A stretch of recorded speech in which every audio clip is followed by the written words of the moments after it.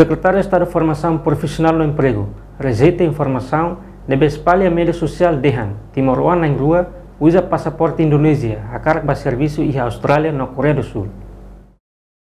Informação ne hato Russi, diretor-geral CFOPE, Paulo Alves, ba jornalista Sira e a Salão Timor-Long Comoro. Sexta-feira, loron sanolo resinen, fulan junho tinan rihunrua ruanolo residolo. Tuir Paulo explica, a tuba serviço e a Coreia na Austrália, tem que cidadão Timor-Leste, não usa passaporte Timor-Nianduni. Kira ngomong cidadão. Atau ba Korea, Australia kriteria itu tem que cidadão Timor-Leste. Se cidadão Timor-Leste, o tem que satu paspor ke dun. Ne be hau na informação ne na kira rono sila tahu lah. Se informação ne ia favor botida, hato evidência justifica me para ita buka tuira emane. Ia mos acontece ba bahir kone maliti cidadão kata ko emane cidadão Indonesia ini hak cidadão Indonesia tamos ni de bapa di Australia ou Coreia do Sul. Também tem que paspor Timor.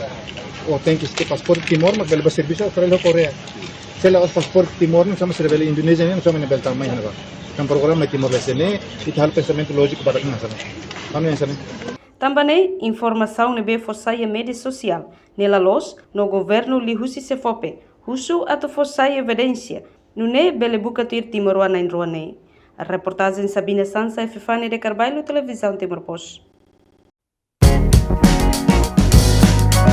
Janela Informação, bem Mahotu. Atual informação atual dia Clio, que tahaluha. Anehan botão subscribe, like, halo, comentário, no faz tudo também mídia social Hotu.